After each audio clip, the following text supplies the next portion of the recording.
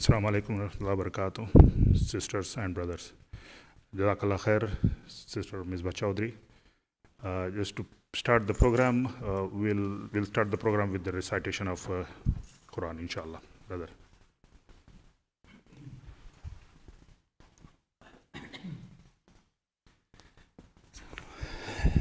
أعوذ بالله من الشيطان الرجيم. بسم الله الرحمن الرحيم. رب اجعلني مقيم الصلاة ومن ذريتي ربنا وتقبل دعاء ربنا اغفر لي ولوالدي وللمؤمنين يوم يقوم الحساب ولا تحسبن الله غافلا عما يعمل الظالمون إنما يؤخرهم ليوم تشخص فيه الأبصار مهطعين مقنعي رؤوسهم لا يرتد إليهم طرفهم وأفئدتهم هواء. صدق الله العظيم. Jazakallah khair, brother. Takbir. Allahu Akbar. Very quick introduction. We all know, Sister Misbah Chaudry, she doesn't need any introduction. Mashallah, she is doing wonderful job for the community. She is very popular in the community. Very quickly, they are USA-based immigration law firm, and they do practice in all the 50 states. And they have multiple cases starting from employment-based petitions, family-based petitions, work visas, E2 investment visas, EB5, asylum. There are multiple student visas, H1Bs, J1s, L1s, and removal and bond proceedings. That's with her firm. And introduction to Misbah Chaudry, Sister Misbah Chaudry, is she has completed her master's degree in law, LLM, from Indiana University School of Law, Bloomington. She has years of extensive experience. Again, as I mentioned, she practiced in family-based petitions, immigrant and non-immigrant visas. She works with the Department of Homeland Security, Department of State, Department of Labor, Customs and ICE, the multiple state departments. With this, she'll give a quick update on current immigration status. After that, we'll have a question and answer session. You can ask your questions if you have issues with your immigration.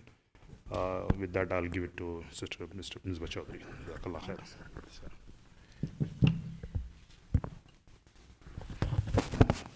Assalamu alaikum wa rahmatullahi wa barakatuhu. Bismillahir Rahmanir Rahim. My name is Misbah Chaudry. I'm an immigration attorney and have been practicing immigration law for the last almost 22 years. We all came to US as immigrants, and it's very important when we come to this land of opportunity and land of freedom that we follow the immigration rules and regulations if we enter this country as aliens or if we enter this country as a citizen of another country.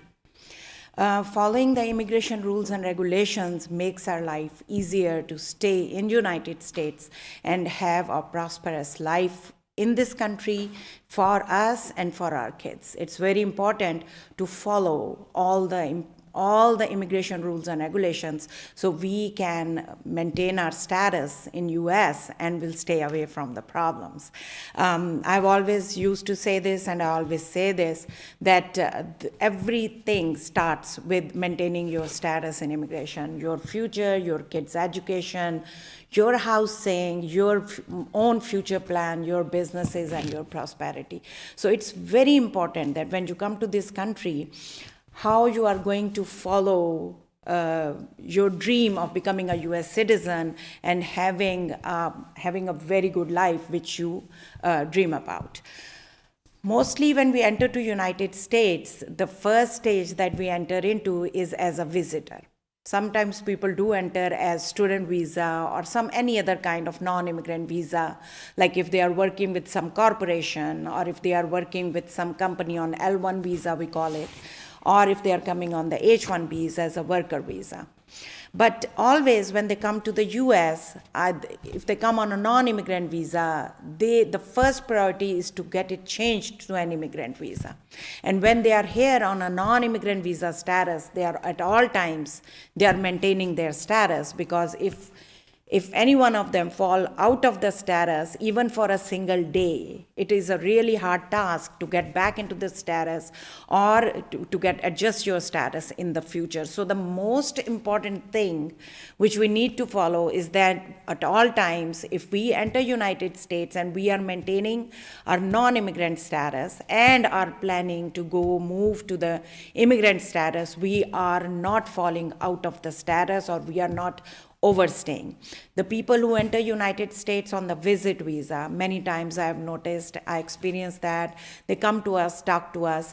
At the entry level, they got the entry for 6 months stay. The first confusion starts when they said, oh, you know what, we thought that we come to the United States and we have a visit visa for 5 years time period, and we thought that we are good. If we are here to where we can stay here, sometimes they do think that they have the entry to stay here for 5 years because they have a valid 5 years visa. It does not work this way, because when you enter United States, there is a very important piece of document which is called I-94, which you get upon your entry, which gives you the status of your entry and your exit into the United States. So usually when we are talking about the visitors who enter United States, when they come over here, they get a validity period of 6 months to stay in the United States. That's fine. For 6 months, they can stay here.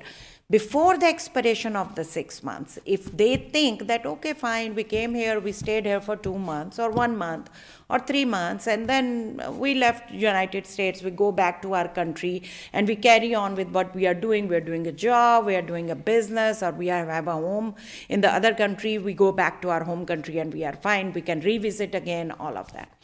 But if any one of them who are staying here in the United States and they are saying, okay, we are staying here for the extended period of time, we entered United States, we want to stay here, we like this country, we want to make our future in here, and we want to stay in status as well. The most important thing at that point is that if you are planning to stay in the United States beyond 6 months time period, file for your timely extension or file for the timely change of status to another work visa status, to another non-immigrant status, maybe student, international student, maybe L1s, maybe H-1Bs.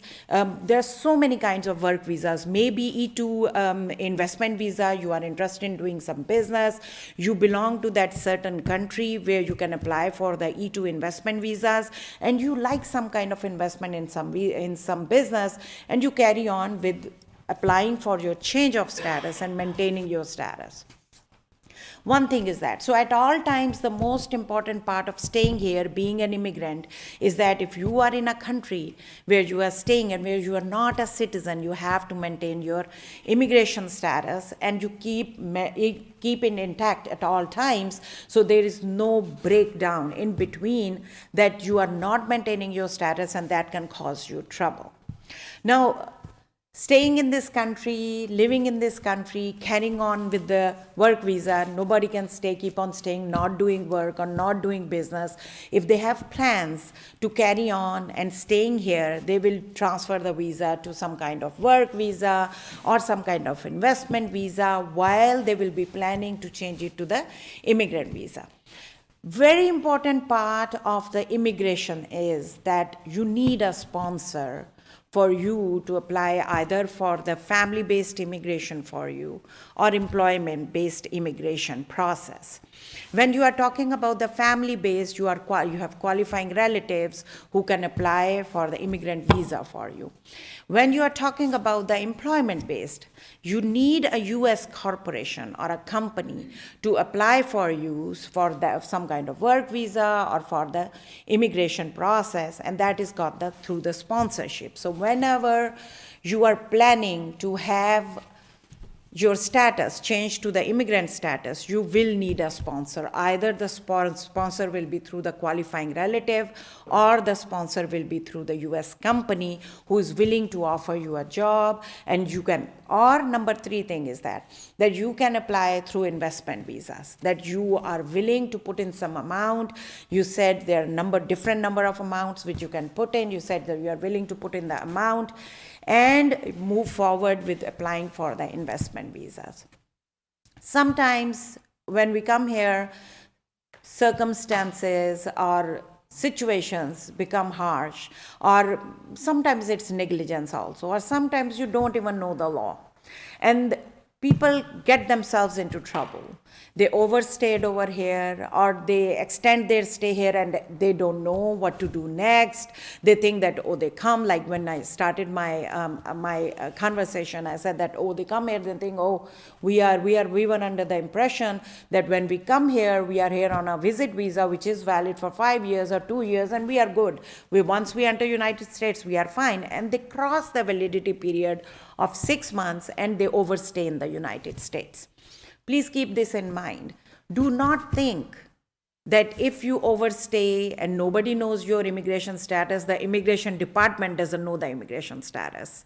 They have the record of the entry. They have the record of the exits. That is on the exit and entry through I-94. So if in certain situations, the Department of ICE, which is the Immigration Enforcement Authority, if they feel that this list of documents, they enter United States, but there is no record that they timely exit the United States, they can start an investigation into the matter. They have their information, they have where they have entered, they have where they are located, and they put you into the removal proceedings, where the case goes in front of the judge, and the judge decides that if you have overstayed, you have broken the immigration laws, which is a federal law in the United States, and you cannot just keep on staying here. You go into the system, you go in front of the judge, and the judge is going to decide that if you have broken the immigration laws, is there any way to fix it? Is there any kind of relief available?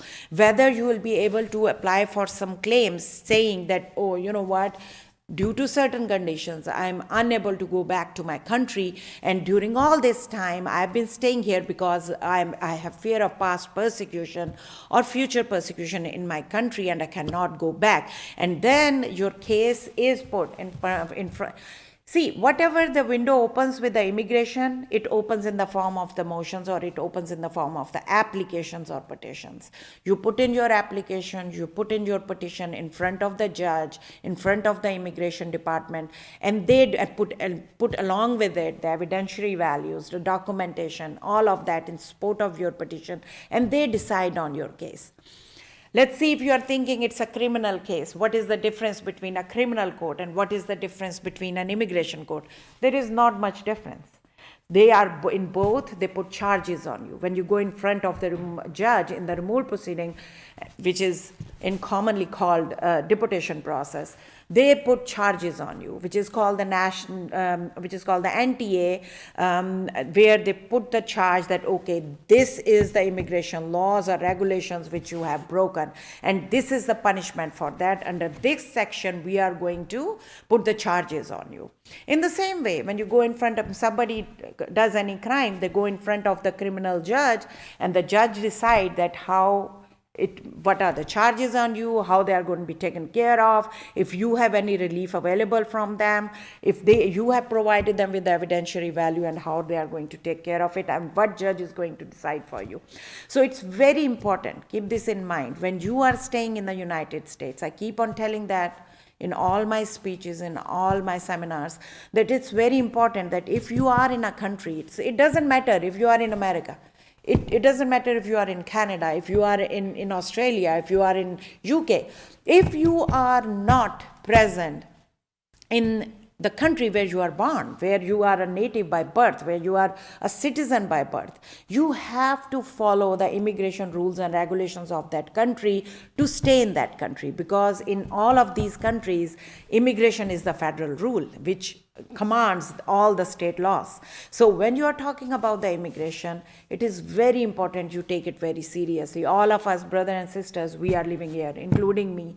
We make a life here. We have our children here. They're going to school, colleges. We have homes. We have businesses. We have jobs. So all of that comes secondary. The first thing, the utmost importance is that how intact you keep your immigration status, so you do not get into the troubles. It's very important. So the first utmost important thing we discuss is to maintain your immigration status and to follow the immigration rules and regulations.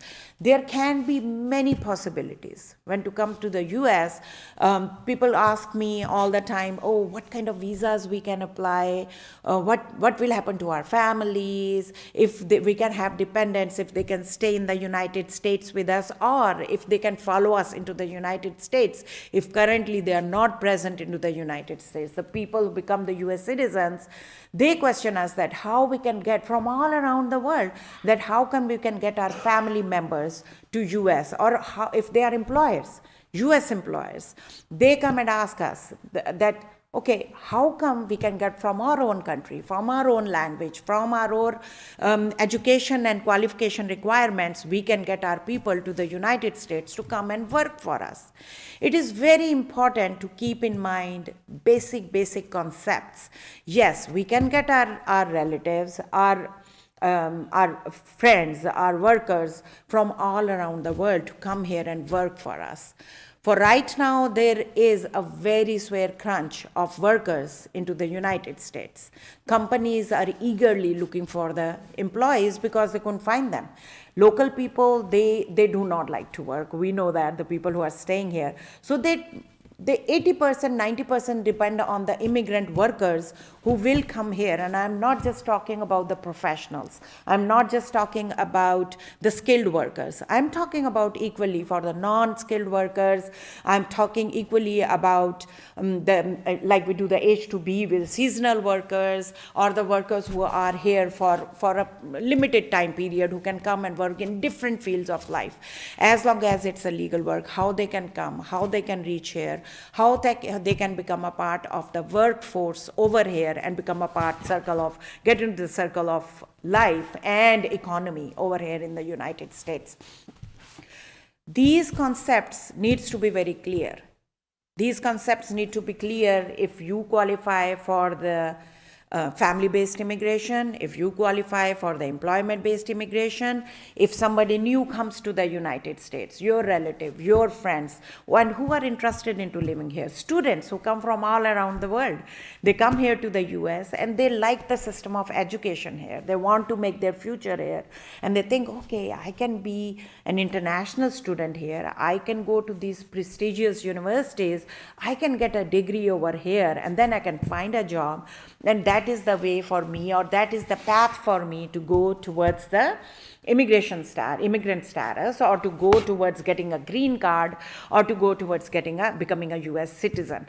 But the most important thing to follow and to remember in all of this is how accurately we are following this path, how accurately we are following all these footsteps so we do not have a broken footstep in between. If we are going up the stairs, we are following all the steps. We are not skipping any step, which can later on let us fall or which can later on get us into the trouble.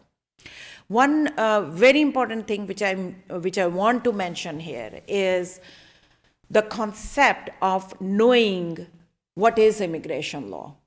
Immigration law is not just putting in the applications. Immigration law is not just going to anyone, oh, we can go there and they can fill up our applications. We don't know it's a notario, we don't know it's an attorney or not, and they are cheaper. They charge us less money, we go there, they fill up our applications, we don't know what they have filled up in the application. And then they will give us the application, the copy, and then they say, go file it. They give us the instruction, done. Everything is done. They don't have any responsibility. We don't know whether our receipts have come or not, whether there is a follow-up on that, whether our petition is in process in the Department of Homeland Security or not. Please do not do that. Be very, very careful with the notarios. Be very, very careful with the people who does not know the law. Immigration law can only be practiced by the immigration attorneys because they have read the law, they know the changes in them, and they can only represent you in front of the Department of Homeland Security and in front of the immigration courts. So it's very important to know that where you are placing yourself into. It's not you can just jump into the situation. What time, when you fill up an application, when you fill up a petition, that petition has your name on it. That petition has all the information about you. If that petition is incorrect or if some mistake has been done on that application, that stays into the Department of Homeland Security system once and for all. It's not coming out of their system. It's staying there. Whatever information, correct, incorrect, is going in there. So tomorrow, when you go in front of an officer, immigration officer, or you go in front of a judge, and they ask you the questions, somebody put in the application for green card process, which we call commonly adjustment of status. They are present here. They went to somebody, or they fill up even filling up the application on their own. You're not an attorney. You don't know what you are doing. You fill up the application to your understanding. Wonderful. You are not against yourself. But the thing is that how come this information will portray or will come in front of the officer, or how come the officer, because all of the information that is filled up on these application is under oath. You put in your signatures and you say that, okay, I'm putting in my signatures and I am certifying that this information which I have provided is all correct to my knowledge. It's all under oath. So when you give this information and then you go in front of the officer and the officer say, okay, I've done my investigation and I don't think so you have provided me with the right information, or this information is not as per the law requirements, then that person is in trouble. And once the information which is already provided in, you cannot just automatically, magically change that information. That stays there. So it is very important for all the immigrants, for the people who are serious about their life, who do not want to get into trouble with the federal agencies, who do not want to get into trouble with these. See, Department of Homeland Security, we are talking about ICE, we are talking about immigration courts, we are talking about the Department of Labor. All of these are federal agencies. All of them. When we talk to them, we are talking to FBI. They are doing the background checkups and they are doing the background investigations. So it is very important when we are dealing, even the punishments which come from the federal agencies are high crimes. If we are doing crimes, their punishments are higher as compared, the penalties are as compared to the state laws or state non-regulations. So it is very important that we take these laws very seriously. Number two, if we are serious about our future, you cannot expect some second person to be responsible for your future. Your future, if you are in this country, your future is if your immigration status is safe, is secure. And the best way to do that is to file it in the timely manner and in the proper manner. I would like to take some questions if you have any questions or concerns.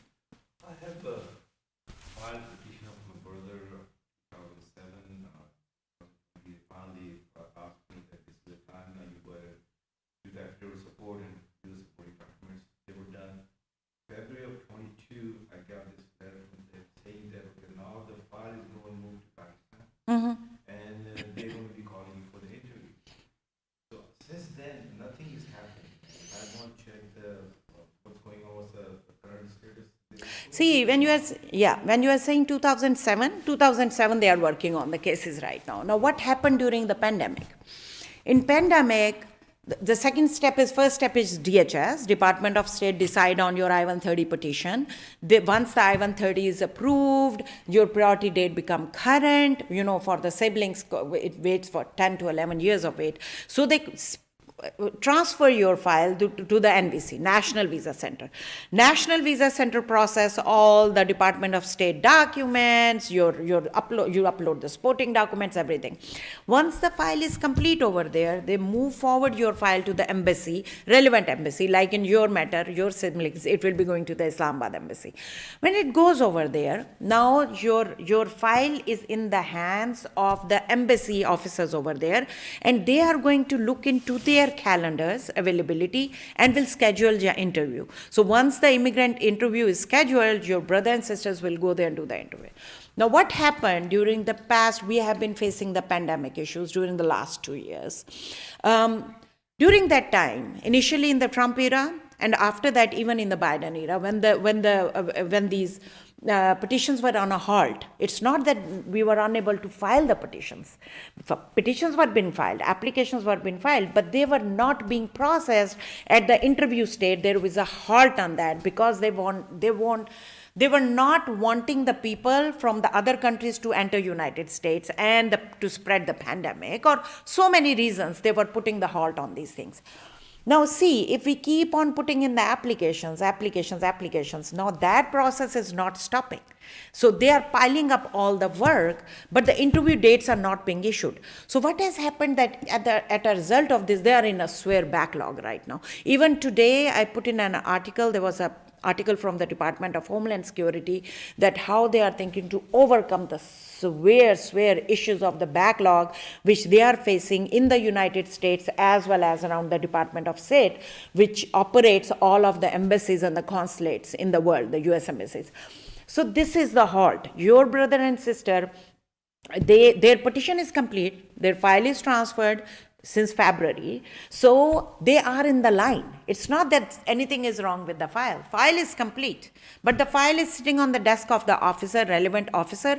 Officer does not have the interview dates available. So they are working on it because we deal with them on daily basis. They are working on these situations. They are trying to overcome it, but they are in a severe backlog. So the progress is very slow. The dates are becoming available very slowly, and there are different dates for the immigrant visas and the non-immigrant visas. So non-immigrant visas are severely slow. So for the immigrant visas, they are trying to catch up. So hopefully, inshallah, you will hear about they will get the interview date soon, maybe a month and a half. Do we have to contact them just to find out how much more time? There is no need for that because we contact them all the time. There is always one answer. So they issue the generic email because they are receiving millions of emails with regards to that. So they are, you are in the line, your file is complete, everything is in process, we have received all the documents, but you need to wait for your calendar day, for your interview date. But I think so if they are from February, they will be receiving the interview date, they will be in the line. So they will be receiving like maybe in a month and a half or so. Right now it's in March, but my brother is in June. So their priority date you are saying? You said February, the file was. Yeah. March for last 6 months. Uh-huh. Because there are so many cases in March. His petition date was in June, so 2 months looks like 2 years. I know. Because it's so slow. There are like millions of cases piled up. They are trying to put the dates in there, and there is like 8 hours in a day which they schedule. So they are, and believe me, I appreciate them for that. They are working even here with the Department of Homeland Security, where we conduct the interviews here. They are working on Saturdays. Sometimes we are getting interview dates on Sundays, and it bothers us, like, what's going on here? The officers are sitting over there 7 o'clock in the morning, scheduling for the interviews, even for the interviews here. So they are trying to overcome the burden, they are trying to overcome the backlog, but yes, it's a very slow process. Another 3-4 months. Roughly. I think so, because they are speeding up now. So I think so, maybe 1.5 months to 2 months, they will be able to hear from them. If somebody have a dual nationality like Canadian and passport and US passport, and he went to Canada, suddenly he lost his US passport, can he come to US and Canadian passport, or he has to, what he has to do? So you are saying if somebody has a US passport and a Canadian passport, Canada, he lost his US passport. right? So on Canadian passport, you don't require. He can enter, yes. He can enter. Yes. He can enter and then he can claim his US passport here. See, losing some document, like some people lose a green card. Oh, I don't have the card. Losing the card does not mean you have lost your status, right? So the same way, and it's more severe for the green card, because people think, oh, I've lost my card. So people will think I'm out of status, I'm not a permanent resident anymore. No, US citizen or green card holders, losing a card or a certificate or passport is something different, and you can claim it. You can ask for that because the person is a US citizen in the Department of Homeland Security system. So they can pull the information, then they can issue you the new passport or stuff. But they can enter, being a Canadian citizen, they can enter on a visa waiver. So they can enter and they can apply for their passport over here, and then they can carry on with the US status. And the same continuation question is that if somebody got the US passport, and under the law, children under 18 got the passport directly. Yes. But sometimes they don't get the citizenship certificate because you have to apply for Apply for Is N600. it necessary to have a citizenship certificate? Because if he got the passport, that's enough for citizenship.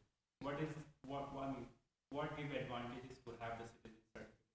See, I will talk for myself. In my personal experience, one of my son, my eldest one, when I become a US citizen, his father became a US citizen years and years ago, we filed, though he became a US citizen, but we filed the N600 because becoming a US citizen, having a passport, sometimes is not the complete requirement. Like you are a US citizen, you have a certificate, they initially issue you, and then you apply for the US passport, right? You travel on the US passports, that's fine.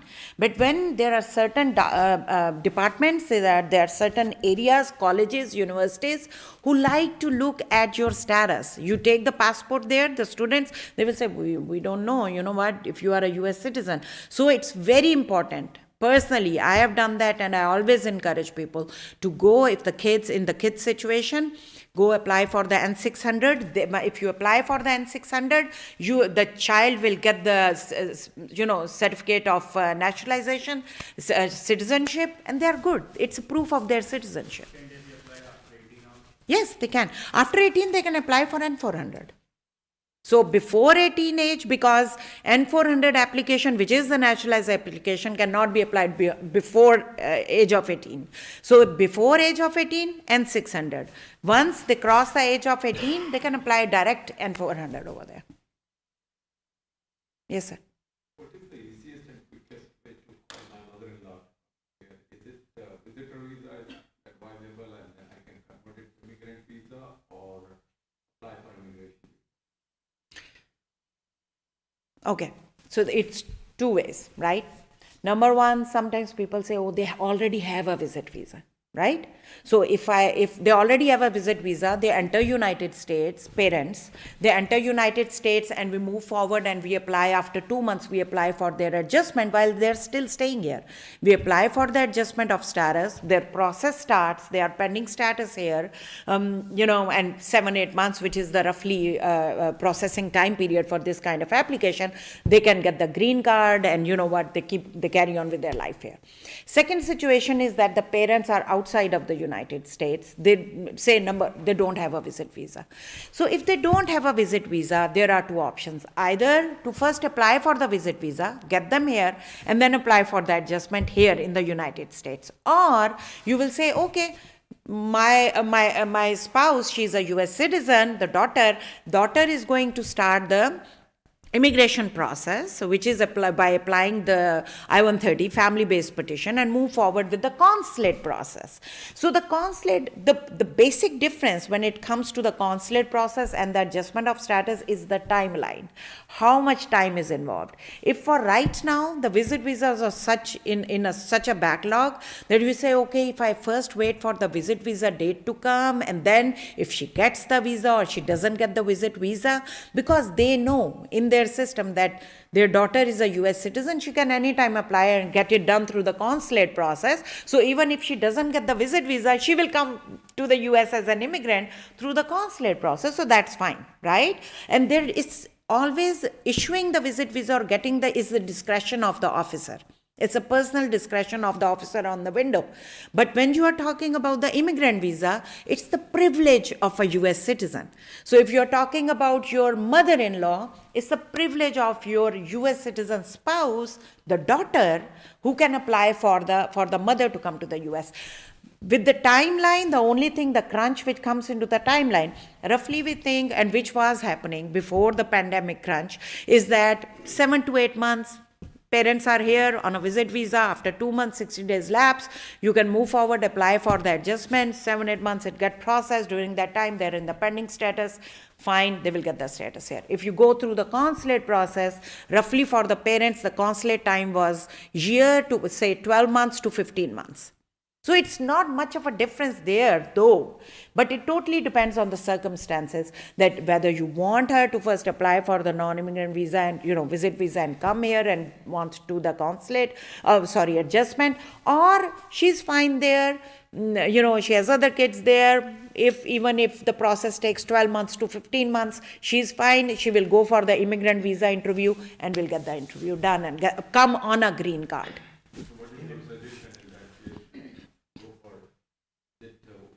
If she doesn't already have a visit visa, I think so, don't waste time and start the I-130 process through consulate. Yeah. Let's say if she has 6 months visa and you said it takes 8 to 9 months, so she can still, because see, it says that if your petition is timely filed, so once if anybody who enters United States, upon the entry, they get a validity period of 6 months to stay in the US.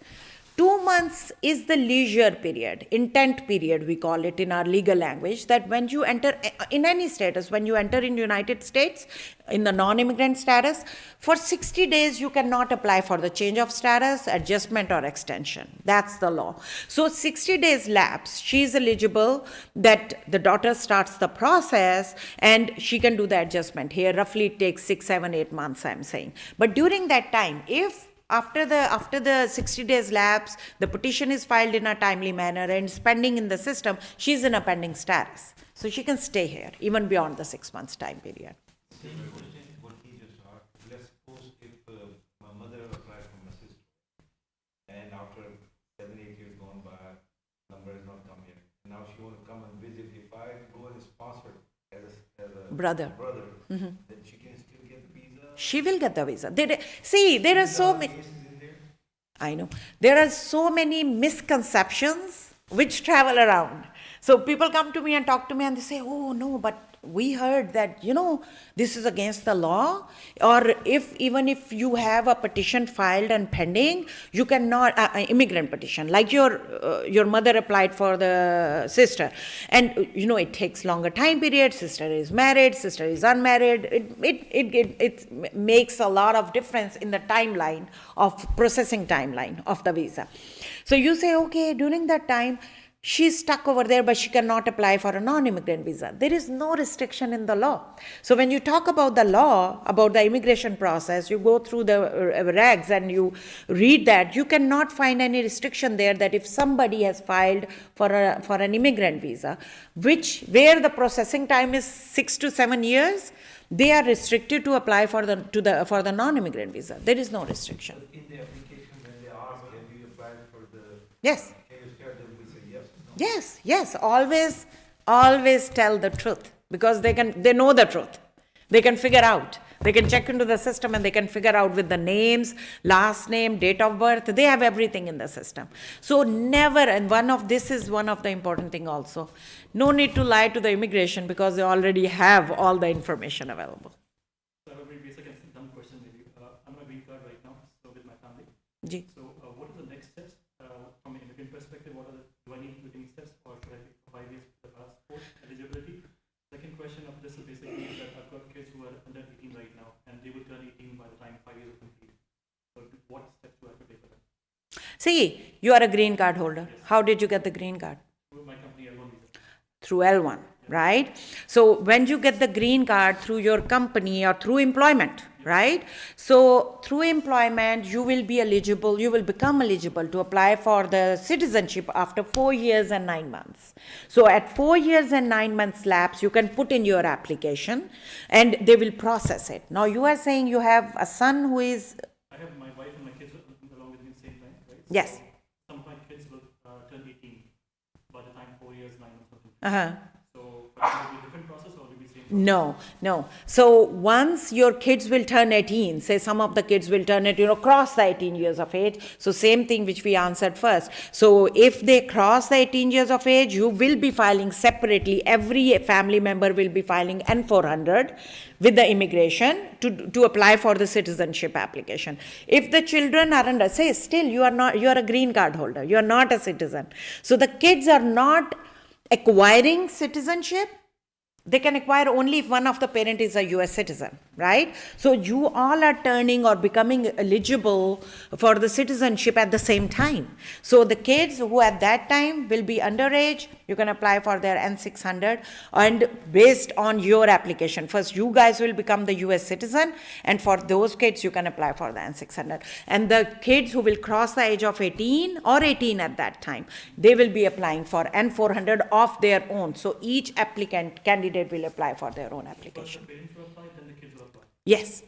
And the passport will go all the same at the same time, or passport will be different as well? No, passport will be depending on on how you are getting your certification and so based on that. Yes, sir. My son is US citizen and he is 16 years now.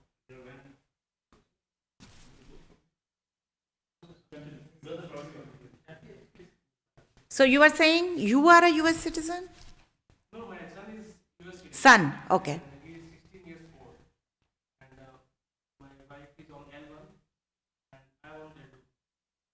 What are the next steps for us to? So you are saying your son is a US citizen and your wife is on L1 and L2, right? You are non-immigrant status. If the question is, now I'm trying to grasp the question. If the question is that at what age your son can petition for you, being a US citizen, right? That age is 21 years of age. So when your son will, inshallah, come to the age of 21 years of age, he will be able to petition his parents. So not from 18, only 20. No, it's 21. So once he turns 21, he will be eligible to petition you. But before that, if you guys are on L1, you can apply I-140 based on through your L1 status. Yes. So, okay, let me explain a little bit that process. So, if you come to this country, come to US on an intra-company visa. So, what is L1? L1 is an intra-company visa. You, in your country, you were working with a company company was in existence for the 3 years or more, and you have been working with that company for 1 year or more, and they said, okay, we have opened a branch or a subsidiary in the United States, and we want to send you over there. And, you can go and work there. So you come here, and then this is very important, whether you are on L1A or you are an L1B. So if you are an L1A, which is executive or managerial position, you come to the US, based on your L1 status, you are eligible to move forward with the I-140, which is the employment-based petition, to file with the DHS, and based on that, once the I-140 is approved, you are eligible to apply for the adjustment of status, which is the green card process. Now, some people who come here on the L1, they come on L1B. as the expert, having some expert knowledge of that particular company where they have training and they are applying for the particular job position they qualify for. So they are experts with this company, and they come here on L1B. So when we are talking about the L1B, then the first step is not I-140. So if you are an L1B, you first need to file the PERM process, which is go through the Department of Labor, file the PERM application, get the labor certification. Once you get the labor certification, you move forward with the Department of Homeland Security and move forward and file the employment-based petition and get the adjustment based on that. So there can be two steps for you. Either you get it through your company, get the green card even before the child becomes 21 years of age, or you maintain your non-immigrant status during all that time, and once the child, inshallah, become 21 years of age, he can apply and sponsor it for you. Yes, sir?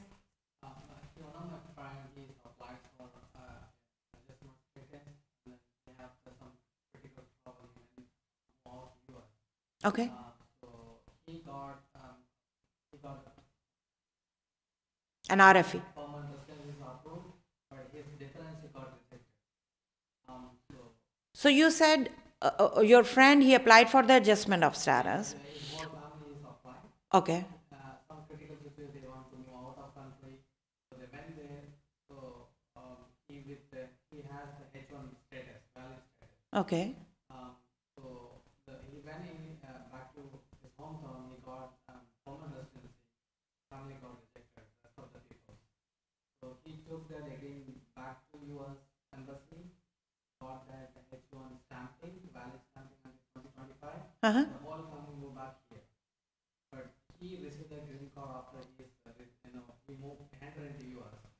So his family is still in visa status. So how they want to So his family is still in which status? H4 status. H4. So if he's not in the, and you are saying your friend is not in the H1B status anymore? He is a H1 status. Yeah. Both H1 as well as he has the Permanent residency approved. And you are saying that the family is back here? back here with the H4 visa because they got the visa stamping. Okay. And your friend is also here? And which status he is here? So when he entered United States with the H1B. So when he got the permanent residency approved? It was after his entry? No, before entry he got that. He got that approved. He received the green card. Not even with the handy. The Homeland Security sent it to that the home address. So he received the green card, He received the green card. but the family didn't. Okay, there is some part missing in there. So see what happened. H4, when we talk about H4 is the dependent family members of H1B, right? H4 status is maintained if the H1B is maintained, right? If the H1B status is not maintained, H4 is gone, right? H4 status is no more there. Now, when you are saying that, oh, your friend filed for the adjustment of status, right? And then he exit United States. When he re-entered United States, he got his H1B stamped and the H4 stamped, and he re-entered United States on the H1B and H4 status. So at all times, the family is maintaining the non-immigrant status while they are coming back. So you said that he is the only one who received the adjustment of status, that is the green cards, and the family got rejected. So when they got rejected, do you know the reason what they gave? Because they always give a reason for that. Actually, they have applied the extension for H4 extension. They're not here. That's what they rejected the H4 visa. I'm not sure what the reason. But you are saying they re-entered after stamping. Because primary candidate has H1, Uh-huh. so that's what they apply that. Okay, I know why they denied them. They denied them because when you file an application in the system with the US, right? You need to be present at all times in the US during the pendency of that application. If you leave United States, and they have the entry and exit record through I-94, right? So if you leave during any of that time while the application or petition is still pending in the United States, even when you are applying for the adjustment of status, which is the green card, if you leave without the advance parole, so if the friend has not left on advance parole, that means he's abandoning his application. He has not maintained his application. So what happened over here is that they did process. So maybe when they apply for the adjustment for all of them, the applications got separated, right? The officer who was at the department which was, or the service center which was processing the husband's thing, adjustment, they did not check the record. Officers are human beings also. Sometimes they miss on things. They did not check the I-94. They do not know, he exited and then he re-entered United States and they issued the green card.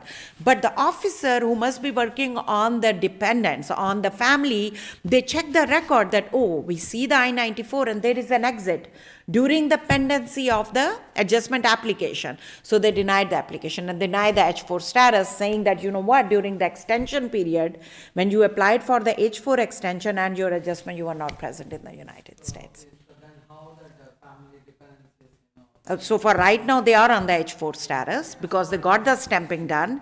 They need to contact the Department of Homeland Security. Their application is gone unless they have filed for the motion to reopen during the 30 days time period. If they have skipped on that, then they need to refile for the adjustment. so they need to refile for. Yes, but they are in status. They are in status, yes. Yes. वालेकुम सलाम.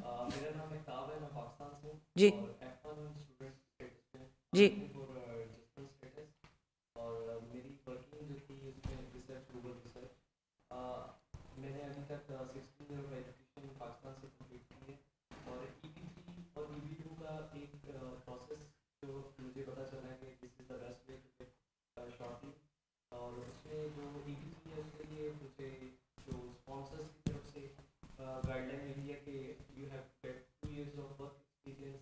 एक तो ये question हो गया. EB3 के लिए work experience Pakistan के साथ रहेगा. सेकेंडली EB2 और EB3 में टाइमलाइन का क्या डिफरेंस है अप्रूव होने का. और थर्ड थिंग ये पूछना चाह रहा हूँ कि is this any better way get another adjustment of status.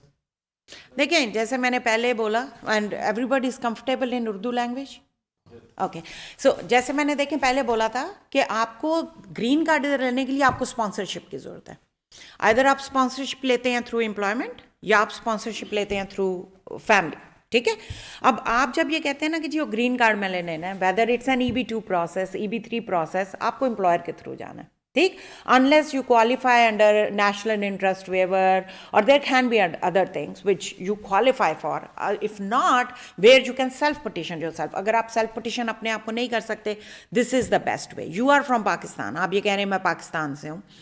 अगर आप पाकिस्तान से हैं और आप ऑलरेडी F1 अपना मेंटेन कर रहे हैं, राइट, और आपके पास एक ऑफर मौजूद है एक एम्प्लॉयर की तरफ से जो कह रहा है कि I am ready to sponsor you. ठीक है जी. So this is the best way to move forward. जब आप डिफरेंस पूछते हैं ना, देखें, इट मैटर्स अ लॉट कि आप कौन से कंट्री के नेटिव हैं. Are you a country native of India? Are you from Pakistan? Are you from China? From Mexico? It makes a lot of difference क्योंकि आपकी जो उनसा प्रोसेसिंग टाइम है वो डिफरेंट हो जाता है. अभी हम आपकी पर्टिकुलरली क्योंकि बात कर रहे हैं, हम पाकिस्तान की बात कर रहे हैं. EB2 और EB3 की टाइम लाइन में आपने फ़र्क मुझसे पूछा, कोई इतना बड़ा फ़र्क नहीं है. ठीक है, महीने 1.5 महीने का फ़र्क पड़ता है पाकिस्तानी सिटीज़न के लिए. कि अगर आप EB2 के लिए इंस्टेंटली फाइल कर सकते हैं, करंट है, तो EB3 भी अक्सर करंट ही होता है for the Pakistani citizens and many other nationalities. लेकिन यह है कि अगर EB3 में कोई फ़र्क भी आ रहा होता है, अगर प्रायोरिटी डेट उनकी करंट नहीं चल रही होती है, तो ज़्यादा महीने डेट का बीच में फ़र्क होता है, जिसके बाद आपकी प्रायोरिटी डेट करंट हो जाती है. You are able to apply for your adjustment. ठीक है जी. सो इसलिए दूसरा आपने ये क्वेश्चन किया कि पाकिस्तान का अगर आप experience, job experience, it is qualifying experience. As long as employer से इसके जी मुझे कहीं भी इन्होंने काम किया है, मेरे लिए वो क्वालिफाइंग एक्सपीरियंस है. बिकॉज जो जॉब टाइटल और जॉब ड्यूटीज़ और जॉब डिस्क्रिप्शन मेरी कंपनी की रिक्वायरमेंट है, जो एम्प्लॉयर है ये उसको फुलफ़िल कर रहे हैं उस रिक्वायरमेंट को, and I am willing to offer him a job, you are fine for that. So it is something between the employer acceptance और एम्प्लॉय, इट्स एन एग्रीमेंट, ठीक है जी, ऑफर है और एक्सेप्टेंस है। अगर उनको आपकी एजुकेशन और आपकी जो वर्क एक्सपीरियंस है वो क्वालिफाइंग लगता है और they think that you can be useful for their company, they can offer you a job and they can start the process EB2 और EB3। EB2 और EB3 में आपकी क्वालिफाइंग फैक्टर होता है कि आप मास्टर्स डिग्री होल्डर हैं या bachelors degree holder with certain years of excelling experience है, 5 years का एक्सपीरियंस है या उससे ज़्यादा का है, and you qualify under EB2 category या you qualify under the EB3 category. But this is the best route, so if you have an offer available you should go for it. How do I contact you, like in person, or and what are your charges to this process? Charges मैं आपको इधर नहीं बताऊंगी charges खतरनाक होते हैं, लेकिन लेकिन आप you can go to our website, ठीक है जी, इट्स misbahchaudhry.com। उधर आपको सारी हमारी एड्रेस, हमारी information, office information, email addresses, how you can contact us, telephone numbers, you can get all the information over there. The name, but my sponsor was calling you like from last week, called you I guess 2 times. So I'm not going to mention his name. He's from Haiti. He's gone? He has some business. They are also doing a YouTube live, so हाँ जी, अब there are certain informations we cannot disclose. So always one of the information is the client's information. So आप यकीन करें कि कई दफ़ा ऐसे होता है, and I will be very open about it, कि कई दफ़ा ऐसे होता है कि आके कोई कह रहा होता है वो जी अटर्नी के पास गए, अटर्नी ने ये कह दिया, अब हम उनको जवाब में कुछ नहीं कह सकते because all of the information discuss with us is privileged and confidential. So आपके एम्प्लॉयर ने ज़रूर मुझे कांटेक्ट किया होगा, लेकिन unfortunately we can not take his name. आप ज़रूर you get my information, website पे हमारी इन्फॉर्मेशन है, आप you want to contact us, you are most welcome to contact our office and need any further information और any kind of immigration needs you have, you can contact us. Thank you.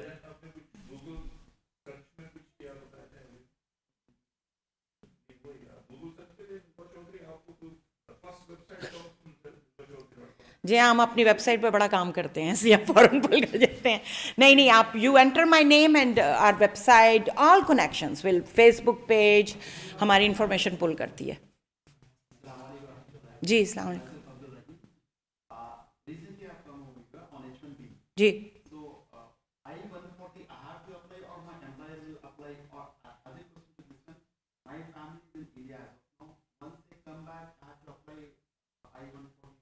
अच्छा, let me ask you, आपने कहा your family is what, they are still in India? नहीं, H4 ना बोले ना, if they are still in India, they are in India right now और they are back in India? अच्छा, आप you have recently come to US on H1B, अच्छा, and your family has not yet got the H4 stamping. अच्छा, रफली the best course of action is के when you come to US, जब आप इधर आते हैं H1B पे, आप काम करना शुरू करते हैं, ठीक है, आप काम करना शुरू करते हैं, आपको पे स्टब्स इशू होते हैं एम्प्लॉयर की तरफ से। The best course of action, और जो मैं हर एक को कहती हूँ कि please don't be very hasty on that कि ओ मैं जल्दी से फैमिली के लिए अप्लाई कर देता हूँ, वो स्टैंपिंग के लिए चले जाएँ। It's very important to show कि you are working with the employer जिन्होंने आपके लिए H1B प्रोसेस किया। It's very important.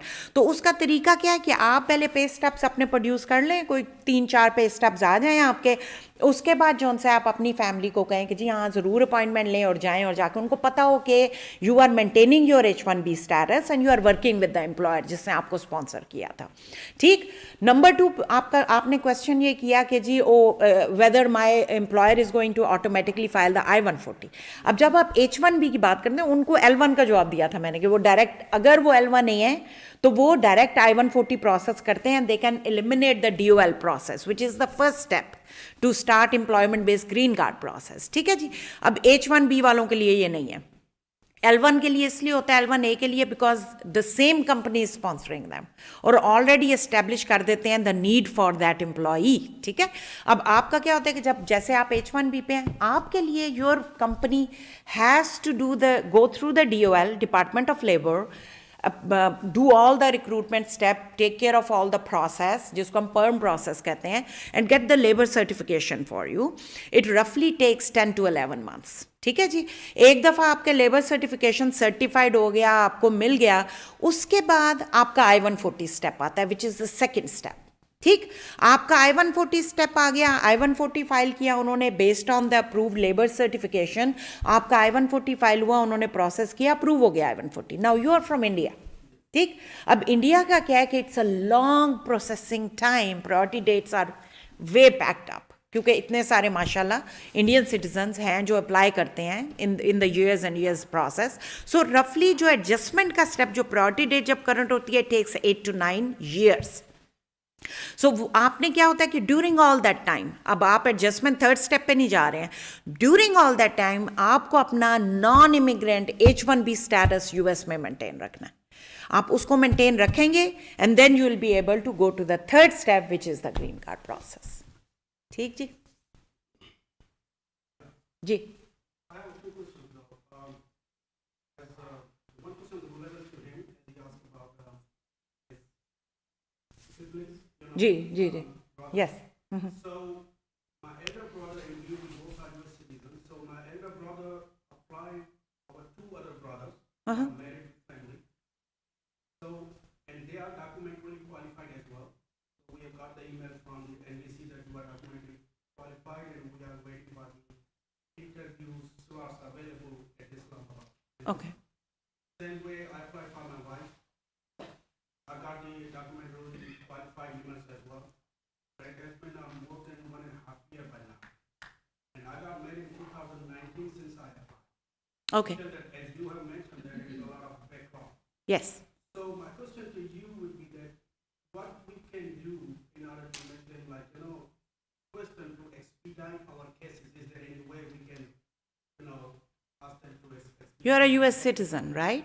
Sorry? You are a US citizen or green card holder? I'm a US citizen as well. Okay. But when I applied, I was a green card holder. Okay. I became a US citizen last year. And then you let them know you okay. Of course. So Okay. once I got the US citizenship, so I let them know, and they changed my status from F20 or something like to Yes, category. Yes. they changed the category. But the thing is, still my case is independent. And also, I have them we can request them to expedite, especially in my case, because for my wife, somebody told me that you can, on your emotional basis, like rights, human rights, something like that, and you can ask them that my marriage is a mistake and something blah blah blah. So but and the same way, like my wife is like she's like very upset for me now. So she said like you are not anything. So I said okay. Yeah. No, let me tell you, there are millions of upset wives sitting around the world right now. And unfortunately, what happens is that when we talk to the immigration officers sitting over, they laugh at us. They said, you know what, you are giving us the story which we hear every day, and we wish that we can do something. So आप ये इस चीज़ को इस तरह देखें कि आप अकेले नहीं हैं, लाइन में मिलियंस ऑफ लोग लगे हुए हैं और हर एक के साथ एक स्टोरी है. अगर वो इन चीज़ों को देखना शुरू करें ना, कंसिडर करना शुरू करें, it's a big issue. It's a family unity issue. It comes under the Life Act in the US, कि जिसमें वो कहते हैं कि जी families को don't break the families, put the families, get the families together, जिसको Family Unity Act ये कहते हैं. लेकिन बात ये है कि इस वक्त जो पैंडेमिक की वजह से और वो ट्रम्प एडमिनिस्ट्रेशन के हॉल्ट की वजह से जो बैकलॉग क्रिएट हुआ है, उन लोगों के आउट ऑफ हैंड है उस चीज़ को डील करना. अगर देखें, आप कह रहे हैं कि कोई तरीका है कि ह्यूमन राइट्स या उनसे बात की जाए, एक्सपेडाइट कर दिया जाए. आप सोचें, आप अगर ये सोच रहे हैं और कितने लोग ये सोच रहे होंगे same way, because they are going through the same crunch. But unfortunately जिन चीज़ों को वो एक्सपेडाइट नहीं कर सकते वो नहीं कर सकते. वो ये कर रहे हैं कि ज़्यादा लोग हायर कर रहे हैं, वो ये कर रहे हैं कि सुबह 7 बजे से बैठ के शाम को 7 बजे तक 6 दिन वो काम कर रहे हैं, 7 दिन वो काम कर रहे हैं. They are trying to line them up. What they are doing कि अगर कोई किसी की अपॉइंटमेंट आई और अपॉइंटमेंट कैंसिल होगी, आप उसको फ़ौरन पिक कर लें. बिंगो, जो कर सकता है ये, राइट. अगर नहीं कर सकता तो unfortunately I receive this question every day because people are getting frustrated with this delay. लोगों की जिंदगियां रुकी हुई हैं, उनको ऐसा लगता है, you know what, our life is at halt. We cannot have a life and we are just waiting and waiting and waiting. But unfortunately, उनके पास कोई मैं आपको बताऊं, लोग गए थे जब पैंडेमिक स्टार्ट हुआ था, and it's a big misfortune कि क्या हुआ कि लोग बेचारे जो उस वक्त ट्रैवल कर रहे थे, से थिंक ऑफ मार्च, कब हुआ था पैंडेमिक स्टार्ट, 2019, राइट, जी हाँ। उस वक्त देखें, अब किसी को क्या पता था कि क्या होना है, आउटब्रेक होना है, क्या होना है. Thousands and thousands of people, green card holders, travel around the world all year long, right? वो लोग जो बेचारे ट्रैवल कर रहे थे वो फंस गए उधर, ठीक है. अब वो वापस नहीं आ सकते, वो अपने अपने मुल्कों में, दूसरे मुल्कों में फंसे हुए हैं. आप उन लोगों का देखें कि अगर आप 6 महीने यूएस में, if you are not as a permanent resident, if you are not maintaining your status for 6 months or more in the US by being present in US, your status is gone. It's gone. So क्या हुआ कि by these people getting stuck over there, they lose their residency. Millions of people have lost their residency. क्योंकि बेचारे उधर stuck है. जब ये लोग गए, उन्होंने जाके एयरपोर्ट पे जाके कहा कि जी हम एंटर कर जाएं. एयरलाइंस ने कहा आपका तो ग्रीन कार्ड एक्सपायर, मतलब you know what, you are not showing you have maintained your status, you have overstayed, हम आपको टिकट ही नहीं दे सकते. वो लोग गए बेचारे एम्बेसीज के पास, एम्बेसी ने कहा कि अच्छा तुम लोग तो ओवरस्टे कर गए, SP1 वीज़ा फाइल करो. सो यू वॉन्ट इमेजिन कि इवन SP1 वीज़े का बैकलॉग लगा हुआ है इस वक्त, because people want desperately to re-enter United States. They have a life in United States. So आप ये सोचें कि जब आप इमिग्रेंट वीज़े की बात कर रहे हैं, तो कितने इमिग्रेंट स्पाउसल वीज़ाज जो उनसे हैं वो लाइन में इस वक्त लगे हुए हैं, जिनको वो लाइन अप करने की कोशिश कर रहे हैं कि अच्छा किसी तरह इनके इंटरव्यूज़ हम स्केड्यूल करें and we can line them up and they can come. So I would say that because the messages which I get from my wife, is she said like there are the many people they have, because nowadays you know it's a time जी जी जी social media, like you know Facebook, they see every, like you know whenever they tell them to each other like what the case of US is. So she said like we have got the many couples and they have got their visa by doing this route. You know they wrote them the you know the expedite letters and they got the visa. So I don't know whether it's like. So you can try. But I have not seen like. जी. What do you think? What we can like you know mention to them that okay this is a situation. I want my case to be expedited. You know. Only humanitarian grounds, extreme hardship and humanitarian grounds. So if you cannot prove that, and believe me, proving extreme hardship is very hard. इसीलिए उसका नाम है extreme hardship. So extreme hardship what like, because I can understand if this is a not the medical condition apart, because the medical condition is different, right? Ji. So if there is a medical condition, then yes we can do something. Yes, yes. But if this is not a medical condition, we can't do anything. No, no. So, but you say like it's still I can write them. You can still write them. Nobody can stop you. You have right as a US citizen. So you can write them that even you can put in a plea that, oh, it's kind of breaking my family unity. And you know what I want, if you can expedite the process. But the thing is that keep this in mind, that unless you are able to prove that it's extreme hardship with the documents, it's really hard to get that done. One last question. Ji. My question is, as you mentioned about this pandemic. Ji, yes. My another brother who is a green card holder here, and he lost his he did not lost his residency, but he lost you know he came in 2020, August 2020. In the month of August, he re-entered into the United States due to pandemic. Uh-huh. So he stayed here for 8 months. In the US? No, in Pakistan. In Pakistan. Yeah, because as you mentioned, like they have to, in order to maintain your status, you need Yes, to live in SP1, for yes. 6 months, right? So he stayed here for more than 6 months. So if we recount is like you know all the since it started, he came in 2016. Since now, if we call you know recount his time, he's due for our citizenship. But we cannot apply because we know that he has stayed in the Pakistan for 8 months. So can we still apply for him for the citizenship? No. So once you have a broken residency period, your counting starts again.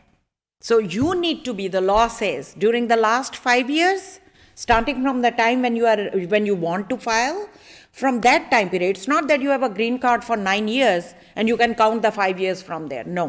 There's like this situation, like you know the pandemic, so we cannot make it like you know. They are not listening to that plea. You can apply, you can try, nobody can stop you. But the thing is that they are not accepting that plea they are saying no. Any reason, you have broken your residency period, so now you need the countdown will start again for you. Okay? So, yes, sir. Yes, sir. 5 years, so you're saying the green card, I have to stay for 5 years. In this 5 years, because of my complete work requirements, I have to travel outside the country quite often, but I come back within a week. Right, so it's only 4 years, 9 months staying here, or 4 years, 9 months since I got the green card?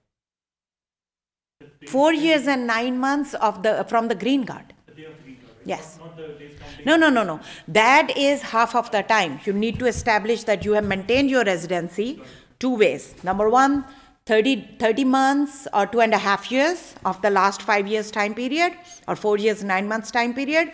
Or number 2, every year, 6 months or more you have stayed in the United States. So you are maintaining your residency.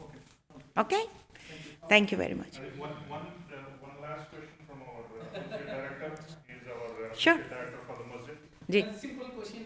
I'm from India, so if I apply for my wife wants to apply for family members, Siblings, so, ji. siblings. So how long that process will take? Even if the siblings for the sibling category, any country is 11 to 12 years. 11 to 12. Yes, any country. Okay. Okay.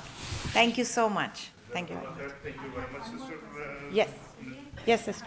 Somebody texted me one question. What is the best way to apply for fiancé visa and what are the prerequisites to apply? Is the marriage contract considered acceptable to apply for the visa? Sorry, come again. What Come. what is the best way to apply for fiancé visa Uh-huh. and what are the prerequisites to apply? Is the marriage contract considered acceptable to apply for the visa? No, you are saying fiancé visa. They are saying fiancé visa. Fiancé visa is not marriage spousal visa. So if you get married and you have a marriage certificate, go for the spousal visa. If you are saying, okay, it's a fiancé visa, there are 2 different visas. So if you are saying fiancé visa, the biggest requirement is that during the last 2 years, you have met that person in person. So the thing is that it's very important. Okay, you guys have met, there is some ceremony or something during the last 2 years time period. Then you can, it's the basic requirement, then you can apply for so many other requirements, but this is one of the basic requirement.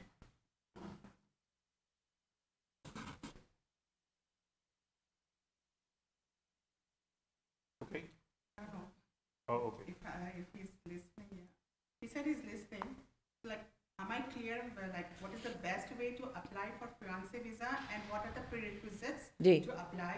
And then he's asking in brackets, like, is the marriage contract considered acceptable to apply for that visa? Gigi, that's what I'm saying. So when you're talking about marriage, it's a spousal visa. When you're talking about fiancé, there is no marriage, but there is engagement, right? And the basic prerequisite for that is during the last 2 years, both of them have met in person. Okay? Thank you so much. Jazakallah. Jazakallah khair. Chalo, theek hai. If you don't mind, sister, he want to ask one last Ji, question. zarur. So I am on L2. Should I apply for L1A visa or नहीं, आप already L1 पे नहीं है. L2 पे? Two पे. आप L2 पे और आपकी स्पाउस L1A पे हैं कि B पे हैं? B पे हैं. तो आप क्या कह रहे हैं? क्वेश्चन क्या आपका? Should I apply for L1A or L1B visa or H1? नहीं, वो तो ऑलरेडी L1B पे है ना, और आप L2 पे हैं. आप L2 बीइंग आप तो डिपेंडेंट है ना उनके.